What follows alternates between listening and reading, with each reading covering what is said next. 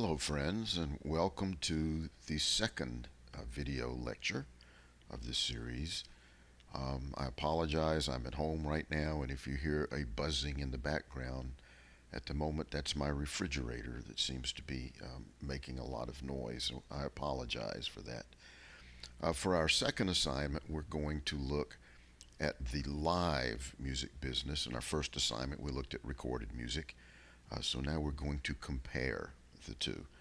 And in order to do that, you're going to need to open assignment 2, and you're going to need to click on this link right here that says Polestar Jan 2018.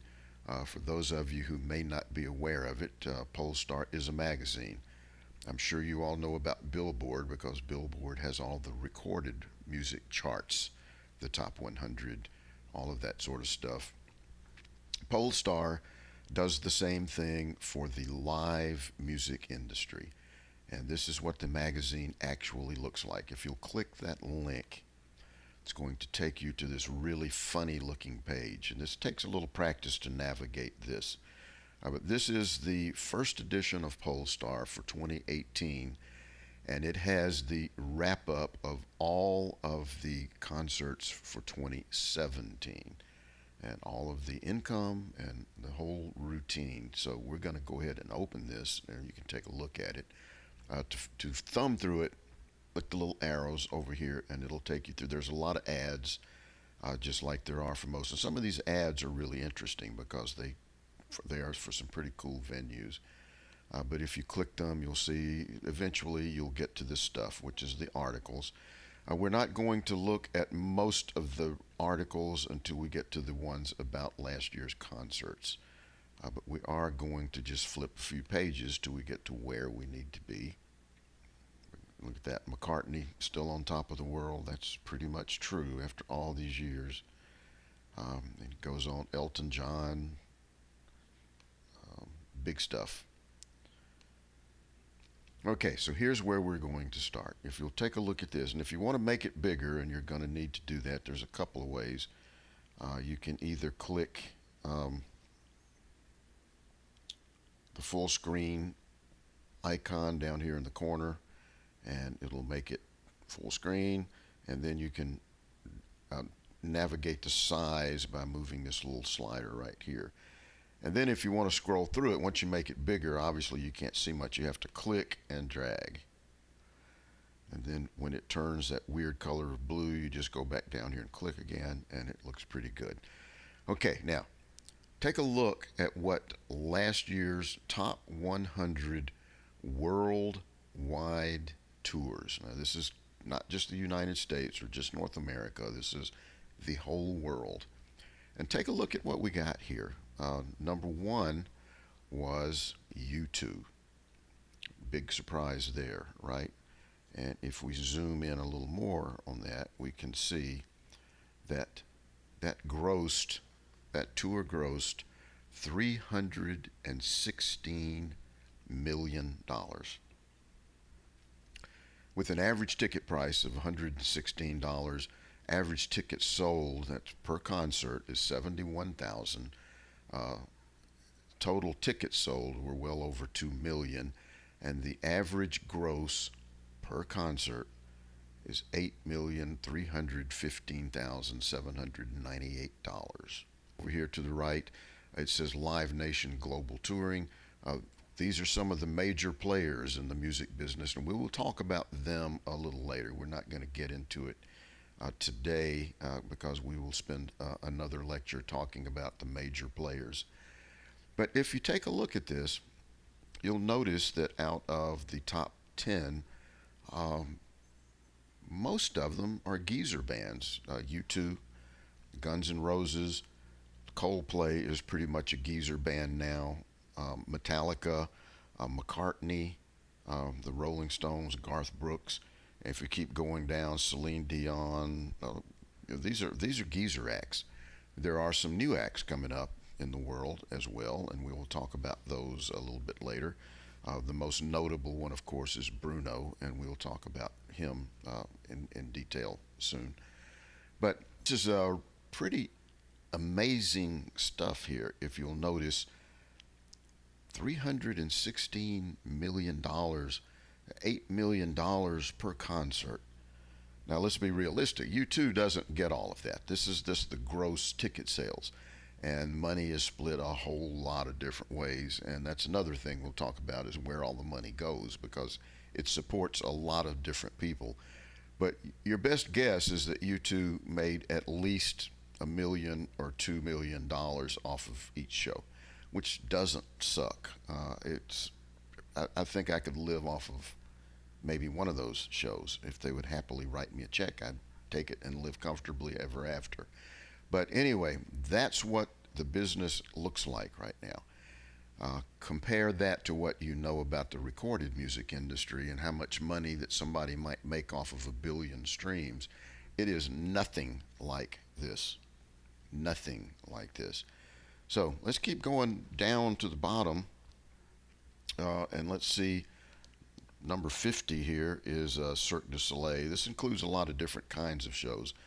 Radiohead still in there. Bon Jovi still in there. Dead and Company. Let's see what number 100 is. Let's see who's at the bottom of the 100 over here on the next page. If you keep looking, see Rod Stewart's and his Cher is still in the top 100. Hall & Oates, Clapton. Number 100 is Tool. Interestingly, number 99 is the Backstreet Boys. So all of these people that have been around for a long time are still, after years and years and years in the business, are still making huge money by doing this. And in fact, Tool's tour grossed $19 million. Small compared to U2, but $19 million is nothing to sneeze at still. Okay, let's zoom out and go to the next chart.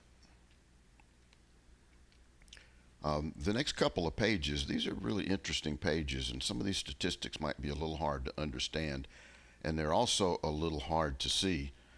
But down here, for example, if you look at the industry, this is the trend in live music over the past about 20 years.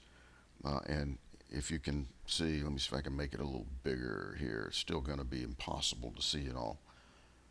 But that says 92, and then this one, there is 02, there's 12, and so this is about 25 years. And you'll notice the trend with just a couple of little fluctuations has been steadily up and then dramatically up in the last few years. Wonder why that is. I'm wondering if you can help me figure that out as we go along here. That will be part of your job. And there's a couple of pages of these kinds of statistics. Take a close look at those because I'm going to ask you in the assignment to tell me what's going on with it. Okay, then we get to the top 200 North American tours. And of course, the top 200 North American tours starts with, believe it or not, U2. And they grossed $176 million in just the United States. Let's go back one page here because this is an interesting little chart right here that I should have pointed out when we were on it. This is top 50 grossing tours of all time by year in North America. It does say that. It says North America, but these are North American tours. And you'll see who's number one in the year 2015 was Taylor Swift. U2 last year came in this second in the list of North American tours, followed by Beyonce, the Rolling Stones, and then U2 some more. And some more. U2's in it a lot. So there are a lot of people who have been touring and who have made the most money.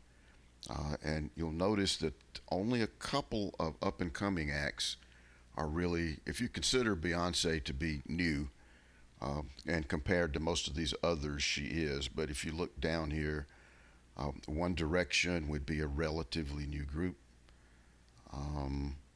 Bruno Mars is relatively new to the bunch. I would not call Taylor Swift new. She's been around for quite some time. But you'll see most of these acts are still geezer acts. And once again, I'll ask you to explain that to me in a little while. So this goes on. Let's see who's at the bottom of the 200 here.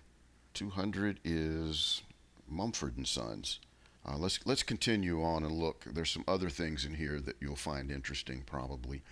If you talk about promoters, now promoters are the people who actually put up the money for the shows.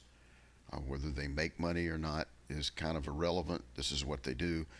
And you'll notice that number 1 and 2 in promoters, number 1 is Live Nation, number 2 is AEG. That is certainly no surprise, and I will talk a great deal about these two companies later on. Live Nation is the largest company, entertainment company in the universe, and AEG is right behind them. So we'll talk a lot more about them. And then it goes into venues, specific types of venues. Theater venues would be like Thalhiamara Hall in Jackson, the BPAC here on campus. Those are what theaters are. And you would expect these to be all United States companies, right? Guess what? They're not. In fact, the first one is in Mexico. The second one is Radio City Music Hall. Then we go to the Royal Albert Hall. So there's a lot of foreign companies that are in this particular area, the theater venues, and that gets even more dramatic. Arena venues, now you know what arenas are, certainly. They're like basketball stadiums and such as that. And once again, the biggest one is in London, and then followed by Madison Square Gardens. Manchester Arena, we know a little bit about that one from recent news. More in the UK. All of these, almost all of them, are out of the big ones anyway, are from out of the United States.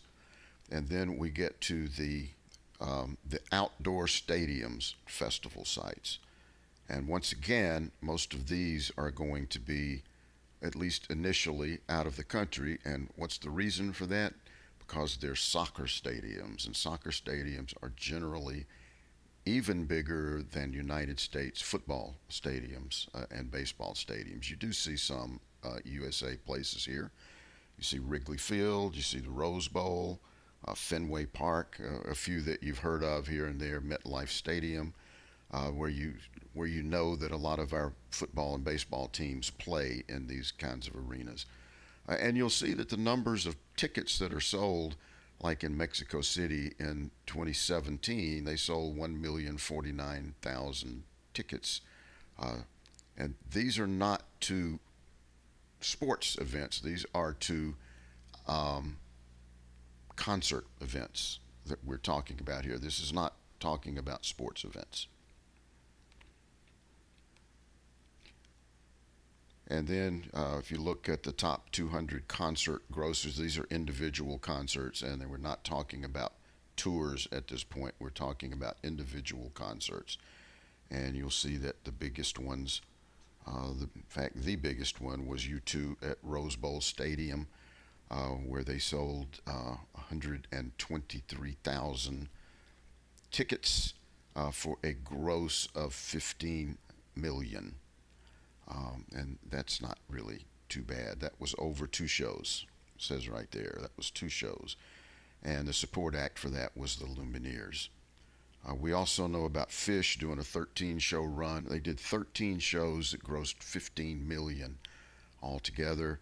I guess that's not bad for 13 shows. That's over $1 million a show, but it's not quite the level of what U2 did in Rose Bowl Stadium.